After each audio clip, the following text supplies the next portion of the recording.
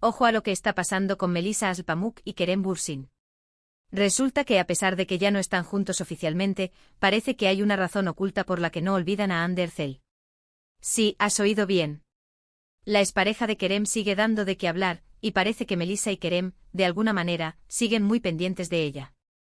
A ver, para ser honestos, esto huele a salseo de primera categoría. Hemos visto a Melissa y Kerem muy acaramelados, hemos tenido sus entrevistas, sus apariciones públicas y todo muy bonito. Pero de repente, zas, empieza a sonar el nombre de Hande por todos lados. ¿Casualidad? Yo lo dudo mucho. Lo que yo creo que está pasando es que la sombra de Hande es muy alargada, o quizás, y esto es una especulación mía, la relación entre Melissa y Kerem tiene más que ver con lo que pasa en el pasado que con lo que pasa ahora. Imagínate, ¿no te ha pasado alguna vez que cuando estás con alguien nuevo, de repente te das cuenta de las cosas que te recuerdan a tu ex? Pues creo que por ahí van los tiros.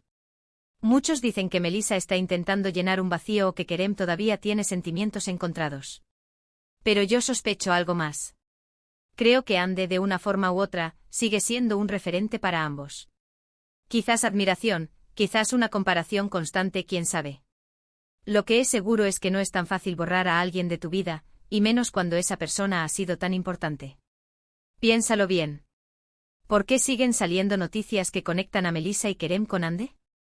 No son solo rumores que salen de la nada. Hay pequeños detalles liqueados en redes, comentarios que parecen indirectas, todo suma.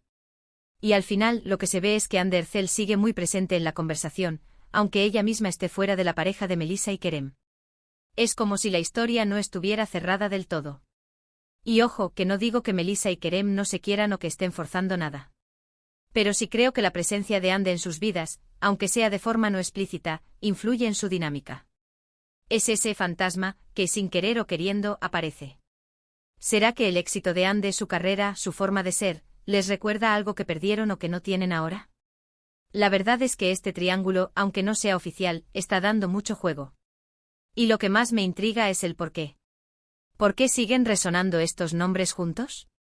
¿Qué es lo que no termina de encajar para que la historia de Hande siga siendo relevante para Melissa y Kerem?